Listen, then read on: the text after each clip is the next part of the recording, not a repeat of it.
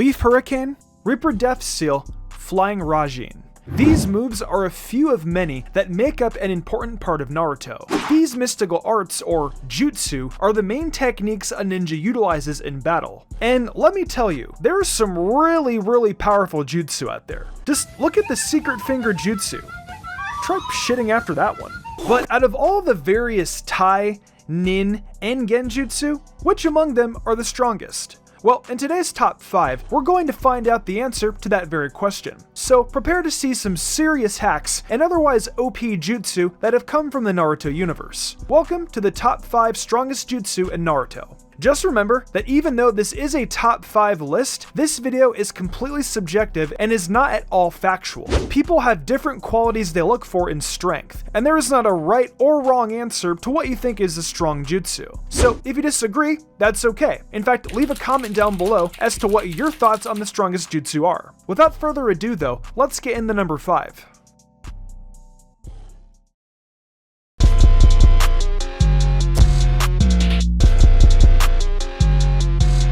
Now, you may think that the Susanoo is not an actual jutsu and instead a Kekkei Genkai. And well, you'd be right in a sense. It is a Kekkei Genkai, but the Susanoo is also classified as a ninjutsu and a dojutsu. First of all, the Susanoo is the ultimate defense, being able to block very strong attacks like the Raikage's Liger Bomb. Combine that with the fact that you can still use other jutsu in the defensive armor, it becomes, like the anime says, the perfect attack and defense ability. And the Susanoo also comes with their own special attacks, like for example Itachi's Tokusuka Blade, which is capable of sealing targets like the Reaper Death Seal, but without the drawbacks that come with it. And that ability has beaten the likes of Orochimaru and Nagato, two very powerful ninja. There's also Indura's Arrow.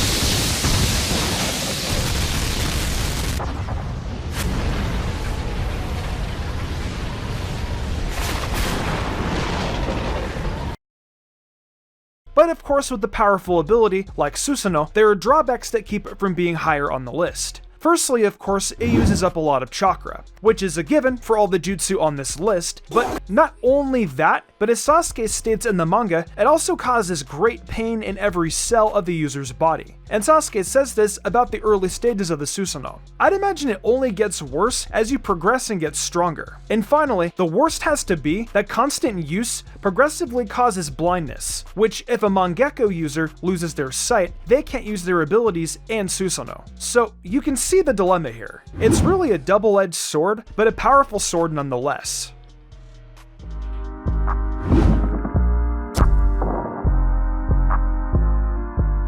Now, of course the Sharingan is a very powerful eye to have in the Naruto universe, but there is of course something a bit more powerful, the Rinnegan. This eye is the source of many great abilities, like the Six Paths technique, Limbo, Shinra Tensei, and of course Chibaku Tensei. Or, if you're a peasant dub watcher, Planetary Devastation.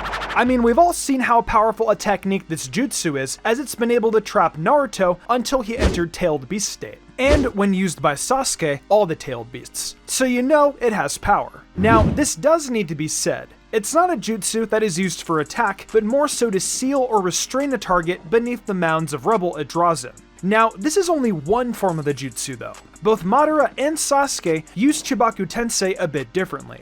As stated, Sasuke trapped all 9 tailed beasts at once, creating multiple Chibaku Tensei, but once they're formed, he can also move them remotely. As for Madara, he is also shown for creating multiple Chibaku Tensei to restrain targets, but he also uses them as large projectiles to drop on his opponents. Oh yeah, and let's also not forget, this move was used to seal Kaguya, the strongest person in the show at the time. So, as you can tell, very powerful jutsu.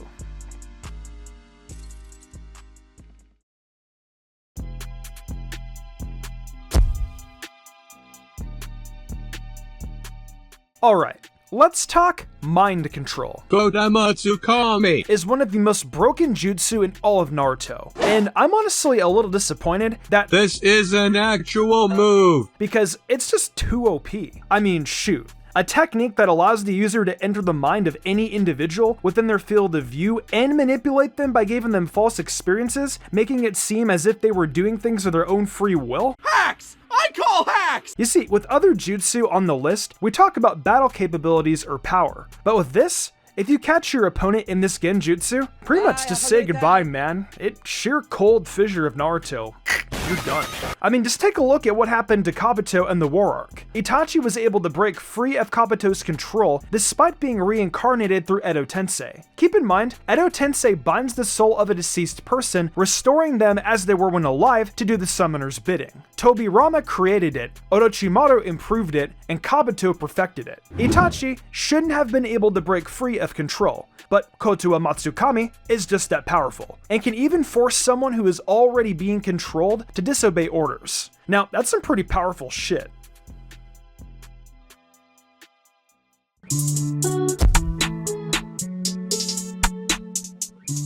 Now, we talked about ninjutsu, genjutsu, dojutsu, but you know what else is a really strong jutsu category? Senjutsu. That's right, we're talking Sage Mode, but specifically 6 Path Sage Mode. Firstly, gaining access to this ability is really tough, obviously, either being deemed worthy by Hagoromo or becoming the 10 Tails Chinchuriki, giving you 6 Path 10 Tails Coffin Seal, which essentially is the same thing as Sage Mode. However, becoming the 10 Tails Chinchuriki requires you to have the Rinnegan, which, as you know, is pretty damn hard to get. But of course, that's for a good reason, because this jutsu is incredibly strong. Upon being able to do everything you could normally do with Sage Mode, such as increased strength, speed, sensory, and being able to use natural energy in senjutsu techniques. But those increases are a lot more apparent. Like for example, Naruto was able to dodge Sage Art's Storm Release Light Fang, which is stated to move at the speed of light. His sensory capabilities were buffed so much to where he was able to sense Madara's Limbo clones, which are in another plane of reality. There's also new abilities that come with 6 Path Sage Mode, like being able to fly, reversing the effects of the 8 gates, giving someone a new eye. Like this man becomes Jesus Christ or something. Oh yeah, and let's not forget the truth-seeking orbs that nullify all ninjutsu. Suffice to say, this senjutsu is busted, and I could dedicate an entire video explaining why it's so busted, but I think you get the point if you read the manga or watched the anime.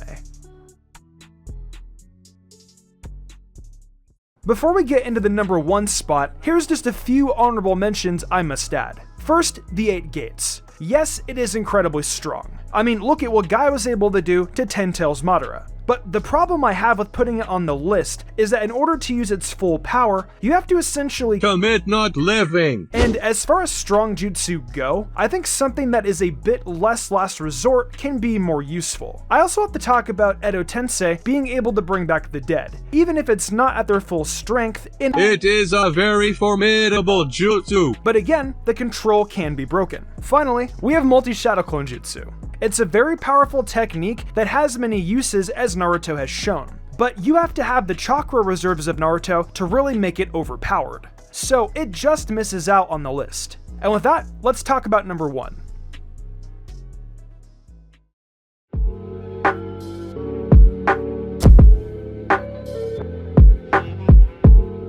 Now, I did say that this video is very subjective, but I don't know if any Naruto fan can really debate that Infinite Tsukuyomi is not the best and strongest jutsu in the show. This genjutsu traps the entire world in an illusion, enslaving them in a dream so that their chakra can be drawn upon. This jutsu is casted by the user's Rinne Sharingan reflect off the moon. Victims of the Infinite Tsukuyomi are rendered immobile so long as they're under its effects, allowing them to easily be wrapped by the bark of the god tree's roots. Over the course of years, people connected to the tree are gradually drained of their life energy and personalities and defining features, reducing them to shells of their former selves and ultimately converting them into white Zetsu. Yeah, it's a very powerful jutsu, and the only people that aren't affected by it are the dead, Zetsu, and Rinnegan users, since they can block the light of the Tsukuyomi. In fact, the only way to actually end this jutsu is to combine the chakra of all the tailed beasts with a Rinnegan user. But if these are possessed by 2 different people, they must form the rat hand seal to release the technique. I mean,